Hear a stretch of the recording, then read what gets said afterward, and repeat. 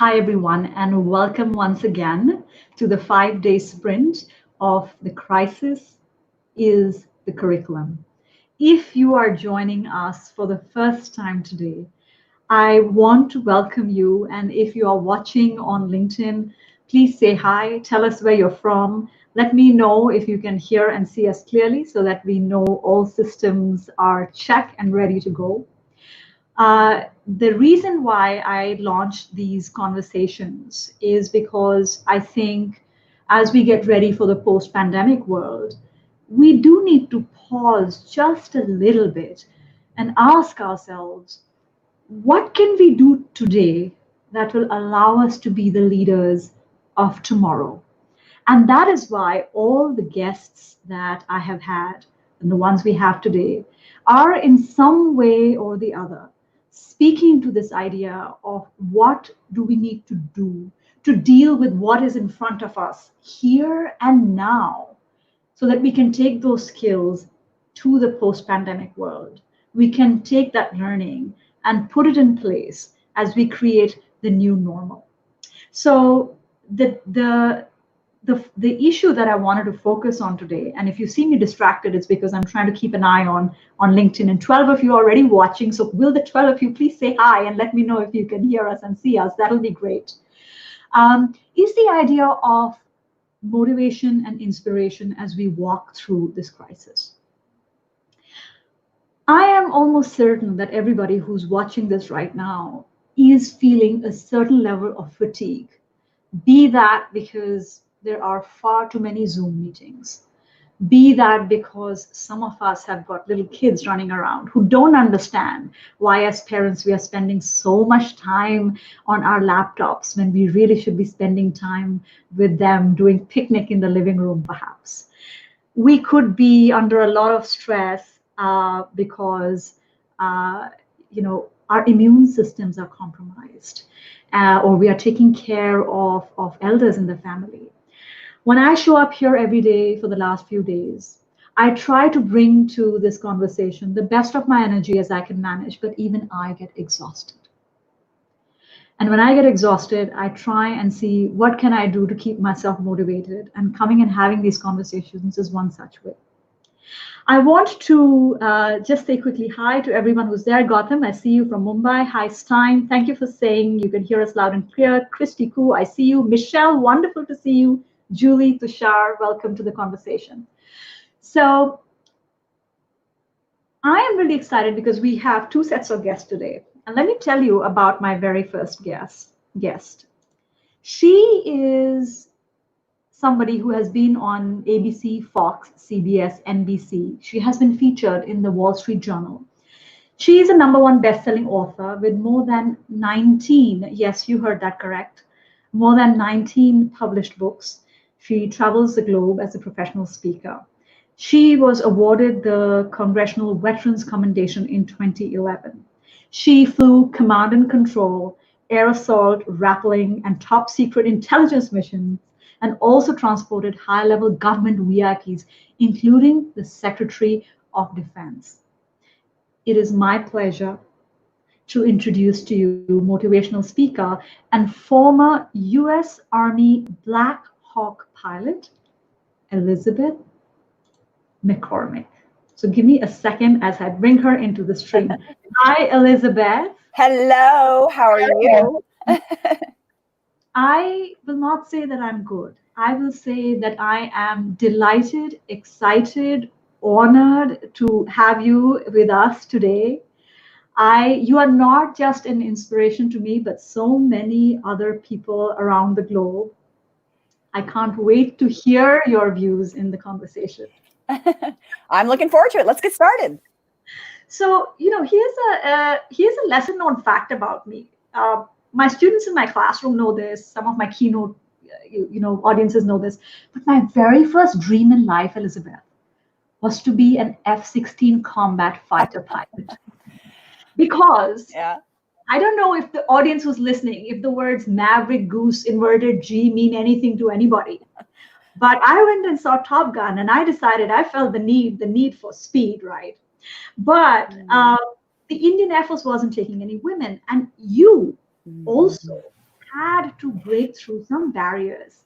I remember you were talking about the year you got selected to fly the Black Hawk helicopter. There were only 2 people in the whole nation that got selected to fly. I mean, tell me a little bit, tell us the audience a little bit about your journey. I know so much because I've been following you, but the rest of them, give us a brief tour on what it has been like.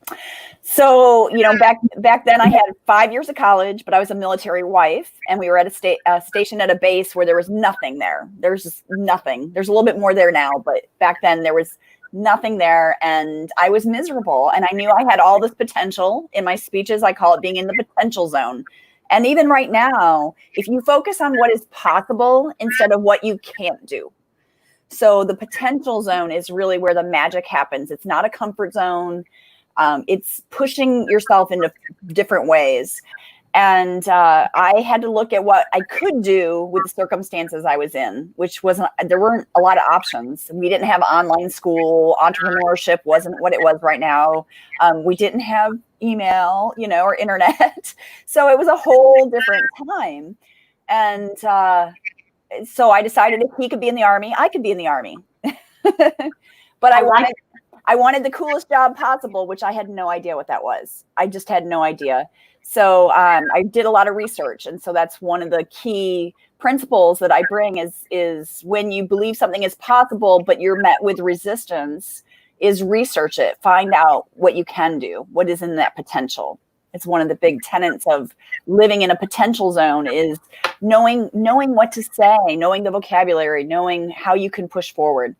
And so when I researched it, everyone told me it was becoming a helicopter pilot was the best, job. So, I said, okay, because I didn't know it was hard. I didn't know that, less than 1% of all the pilots at that time were women. I mean, I had no idea. I just knew that for the first time in a while, everything was feeling right.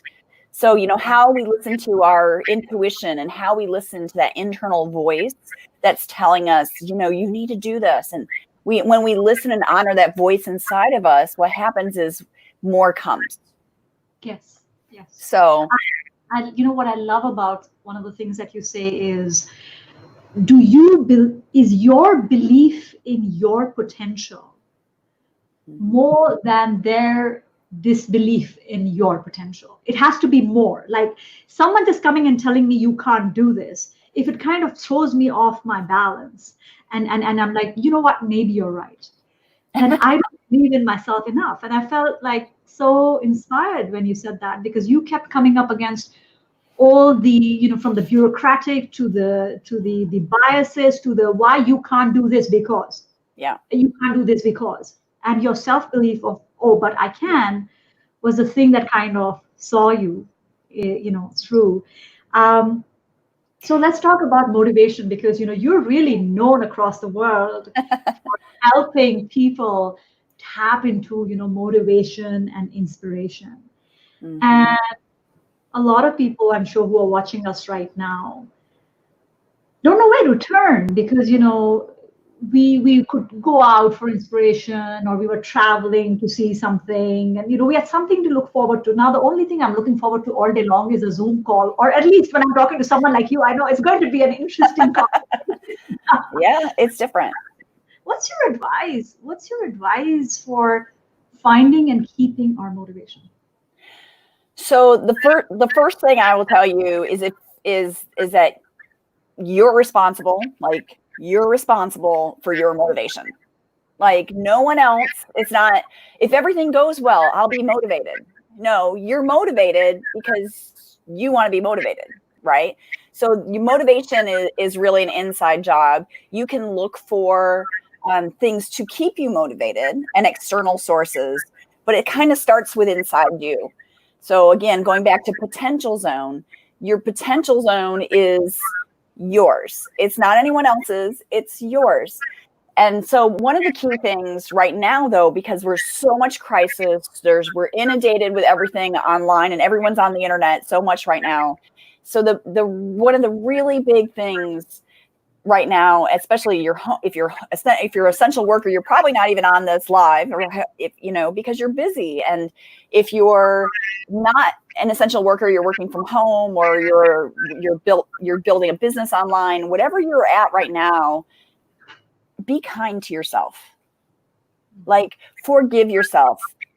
If something didn't go right, I think what's a big barrier to motivation is that we get into this, oh my gosh, I screwed up. And we focus on the fact that we screwed up on something, or we didn't get something done, or something didn't go the way we intended because the kids are in the background talking, or, needing your attention. And when things happen, you got to take a breath and just realize, what? We're all imperfect in our humanity, and we just need to release it and move forward. And when you're stuck in negativity or self-defeat, you're not going to be motivated. You're just going to want to go to bed or have another glass of wine or whatever it is you do to get through that. And you know what? It's okay, especially right now. We're it's such an unprecedented time that being kind to yourself, being kind to other people, not knowing what they're dealing with, is so important. I agree. I am finding that, in online communities as well, there's a lot of edginess everywhere. Comments are being misinterpreted in the virtual world. Everybody is, experiencing this crisis a little bit differently. And I always tell people that, kindness to self and others is the highest form of wisdom. Mm-hmm. And if I can just cut myself and other people some slack. Now, what's your advice to leaders? People who, one part is leading ourselves, but then we've got these teams that we have to manage. Like, what's your advice for keeping them motivated and inspired? Yeah, so I actually have a 6-prong process that I have for leaders right now, because right now as leaders, we have a choice. We can choose to react to what's going on, or we can be proactive. And being proactive right now is a little bit harder. So I came up with 6 characteristics of proactive leaders to help you in crisis. So this is a little piece of my leading in crisis training that I do. Would you like them? We can't wait. I mean, the comments are all like, everybody's really excited to see you here. So go ahead, share that with us. Okay, so it's vested, because you need to be not invested, just vested. You need to be vested in your leadership and vested in your organization, whether it's yours or someone else's. As a leader, we're vested in what we do. So the V is for visible. Right now, being visible is so important, because as a leader, they want to see how you're reacting. They want to see what you're doing in situations. They want you to be there, but you have to take visibility from what you are used to doing right before this and take it a step up. Mm-hmm. So be online more. So, hey, I'm going to do an open on Zoom or Skype or whatever. I'm online this hour. If you need anything, jump in. So you got to be visible to your team, to your customers in a different way. And being visible also can be being transparent, right? And saying, hey, this is a tough time. We need to help each other through this. So, being authentic and being visible in a whole day. I could go like all day just on this one. Yeah, right.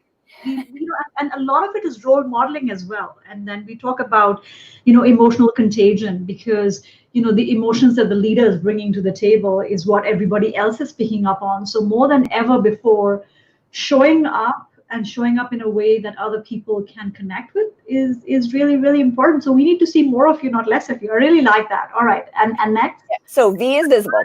E is being empathetic.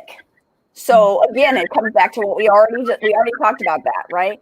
Is being kinder to yourself, but also being kind to your team, because, if they've got kids, they might be trying to work from home while their kids are in school from home, and they only have one computer, so you've just got to be a little bit more empathetic during this time. This is a very emotional, turbulent time for people, and understanding where they're going through. So I'm not going to go further on that, because we already talked about it a little bit. Yeah, yeah, I agree. And Yeah. S? The S is soliciting data from credible sources.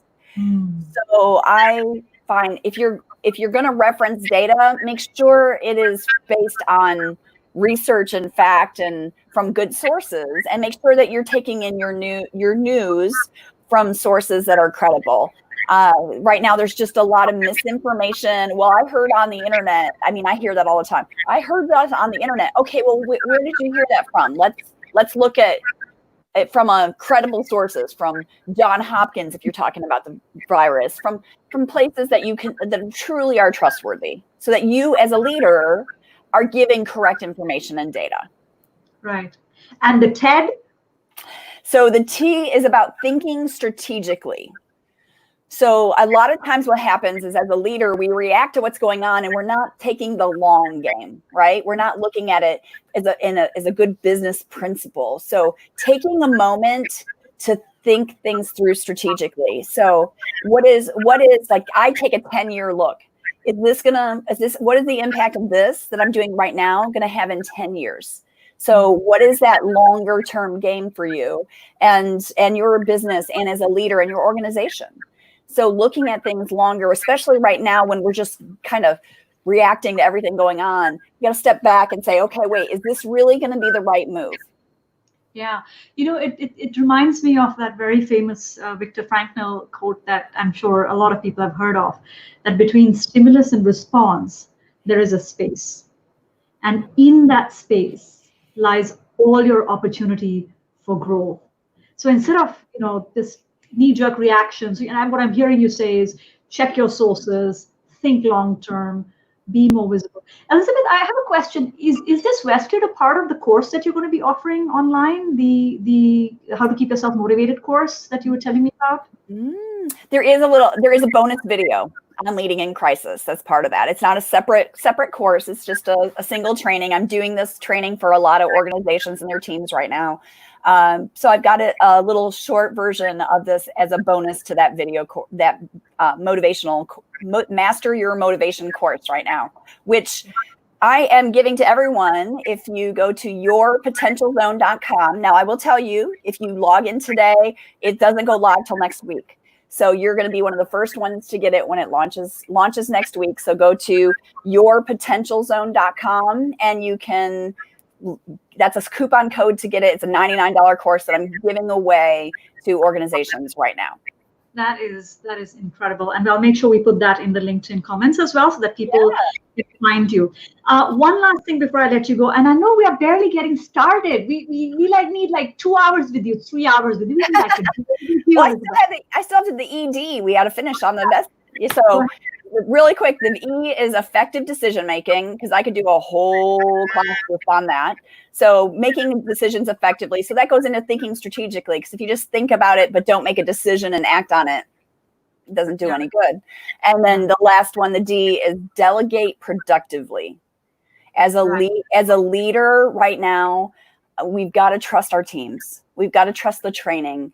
Maybe they're not going to do it the way you do it. Maybe they're not going to get it done during your business hours, but they've got kids at home and they're doing it at night. Trust your team and delegate with a deadline. So that's the D.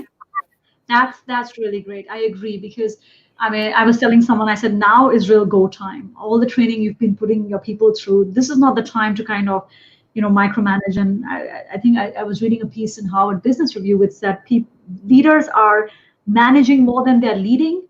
And I think leaders need to be leading and managers need to be managing, and people kind of need to know, what the difference is. So I'm going to have to wrap up here, but thank you so much, Elizabeth, and for all the work you have done and are doing. I'll make sure there's a link to your course in the comments. And I hope you have a wonderful day ahead. And I can see the comments. People are saying, I'm already motivated to attend your session. So thank you so much for that. Have a wonderful day ahead. Thanks. Bye. All right. So now, as I had told you, we have a very special set of guests, our second guests that I want to invite today. And it's an interesting story, because when we are talking about motivation and inspiration, Here is a couple who I found as I was scrolling on Twitter, and I was so inspired by what I saw that I said, you know what, we should have them over in the show. And I will first bring them online, and then I'm going to tell you a little bit about them. And they are right here. We've got Mithali and Ankur. Welcome to the live stream. Thank you. Thank you for having us, Tanvi. So it's so interesting because Mithali is a financial journalist, and she's a very well-known face in the business world, and she's currently working with The Wire. She has, won many awards for journalism and all of that. And Ankur is an entrepreneur, and he's much into theater and songwriting.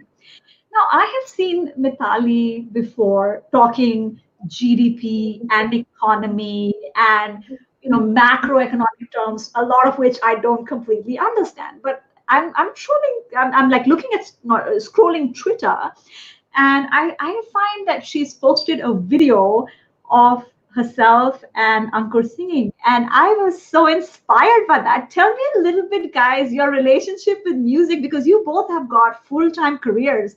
So where is the time for music with full-time careers? So I'm going to go first because mine is a shorter story. Ankur's is probably longer. It was so nice to hear so many inspirational thoughts from your previous guest.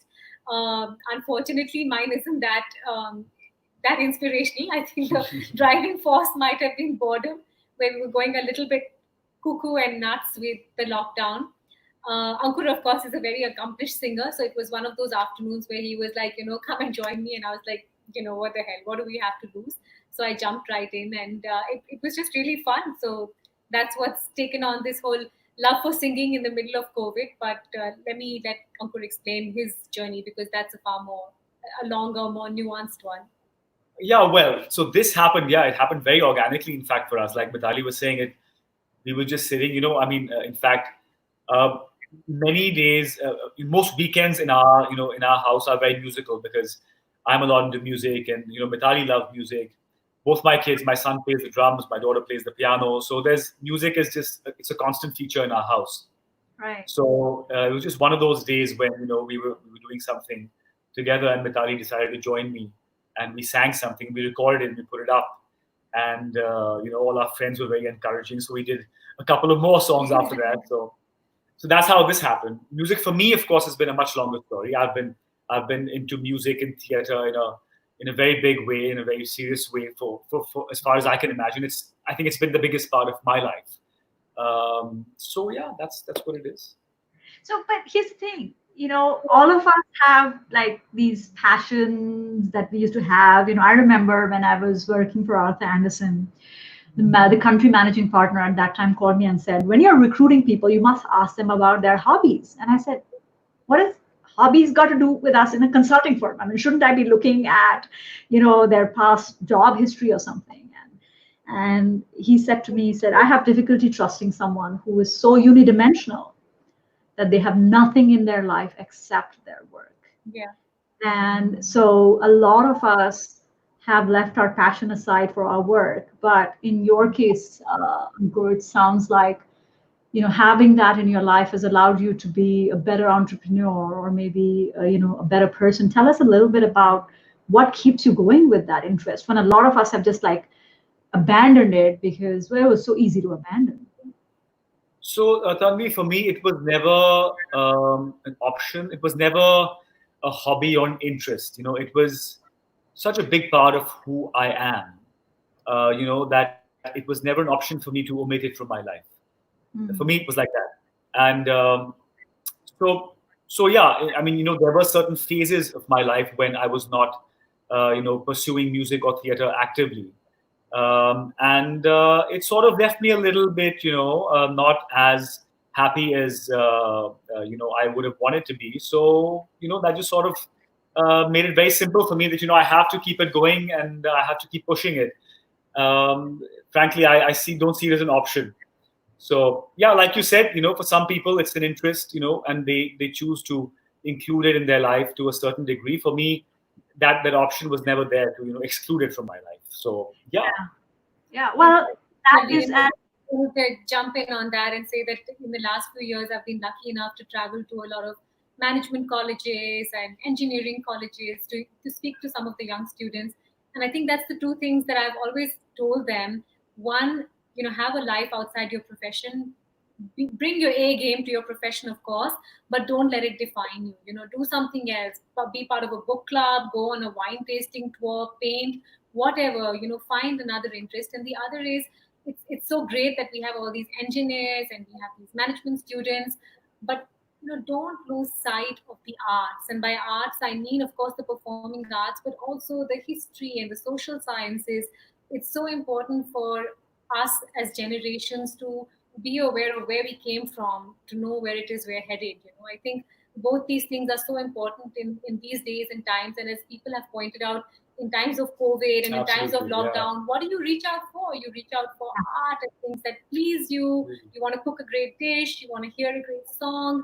This is what makes, this is the juice of life, really. It's actually incredible, the amount of art and, creativity that's flooded social media in these, many days of lockdown. It's incredible. So people are really taking time to go back to what they love doing. And I guess, that's really important. And you need to find time to do it even otherwise. So. Yeah, I think it's also very important. We are talking about what are we learning now that we can take to the post-pandemic world. And I think what's important to remember is that I am not my job. I am so much more than my job. And when I say so much more, what is it? I want to invite the people who are watching us live on LinkedIn and the ones who are watching us on YouTube to go ahead and share what are you doing to prove to the world that you are not just your job, you're so much more.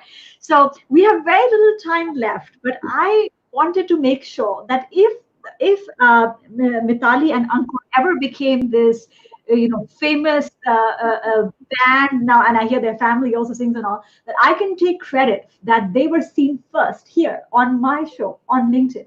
So I actually requested if they could sing for us. So, would you guys like for them to sing for us? Let me know in the comments. Sure, we'd love to. Absolutely. Oh, I have my guitar right here. I also wanted to add that we were thinking about this and the fact that we would like to sing a song. It's a sad day. I think in India we've lost a really tremendous actor and performer today, Irfan Khan. I think it's a good reminder to all of us to hold on to the good stuff in life, and it's a good reminder to kind of just let the sunshine bits of life soak in, because it's so short and it's so unpredictable. So here we go. Before you know it. All yours, guys. There we go. Oh, it's there though, in case you want to see it.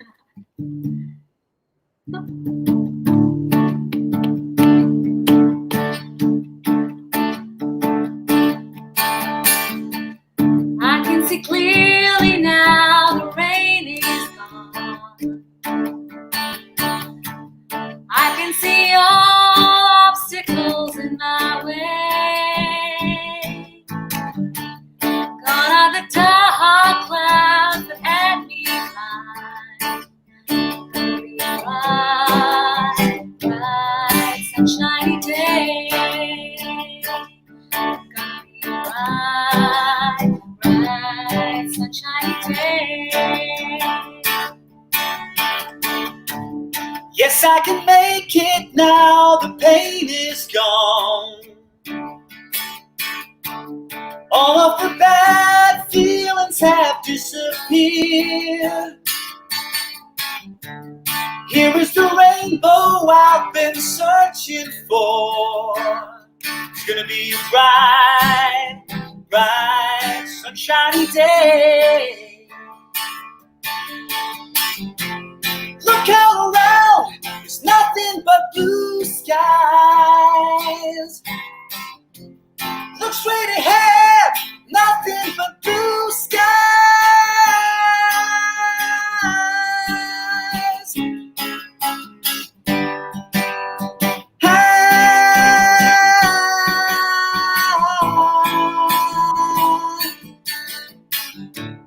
I can see clearly now, the rain is gone. All of the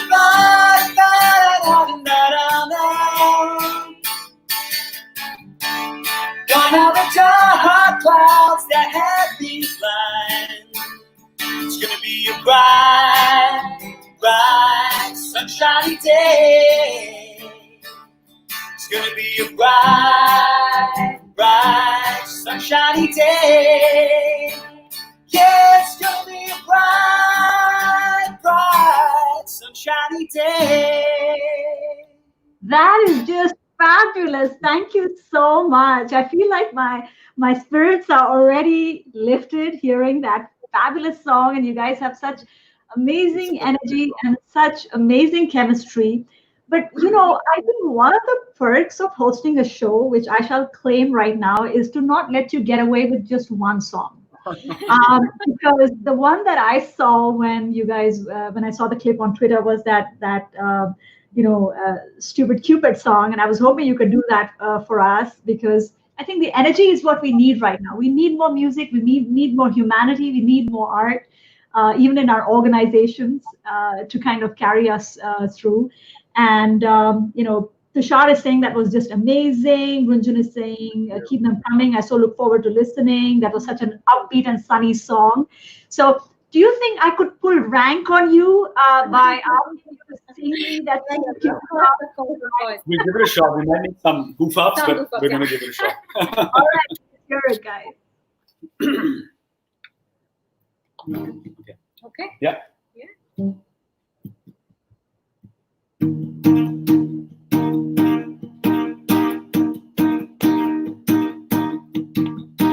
Stupid Cupid, you're a real mean guy. I ought to clip your wings so you can fly. I'm in love and it's a crying shame, and I know that you're the one to blame. Hey, hey, set me free. Stupid Cupid, stop picking on me. I can't do my homework and I can't think straight. I meet her every morning about 8:30. I'm acting like a lovesick fool. She even got me carrying her books to school. Hey, hey, set me free. Stupid Cupid, stop picking on me, yeah. You fixed me up for good right from the very start. Hey, go play Robin Hood with somebody else's heart. She got me going like a crazy clown, and I don't feature what you put it down. When I kissed his loving lips so fine, the thing that bothers me is that I like to find. Hey, hey, set me free. Hey, hey, set me free. Stupid Cupid, stop picking on me, yeah. Oh, I love it. I love it. And all the comments love it too. Listen, guys, thank you so much for finding the time. Not only have you, inspired everyone to, lift their spirits a little bit in the times we are in, but I hope you're inspiring them to do so much more than their main career. I feel really blessed that we had guests like Elizabeth, who's had this rich, amazing career, and then you guys who are bringing hope with all of this. And I shall only take credit for making sure I spotted talent at the right time, given my Thank you so much. Thank you. It was a pleasure. It was a pleasure. Hang on 1 second. Let me see if Elizabeth is there and I can get everybody back on the screen. If Elizabeth is there, so we can say bye to everyone. Hold on 1 second. Add to the stream. There she is. Ankur Mitali, you need to huddle up a little bit. There we Thank you so much. It was wonderful having all us. of you. Stay safe until next time. Bye. Bye.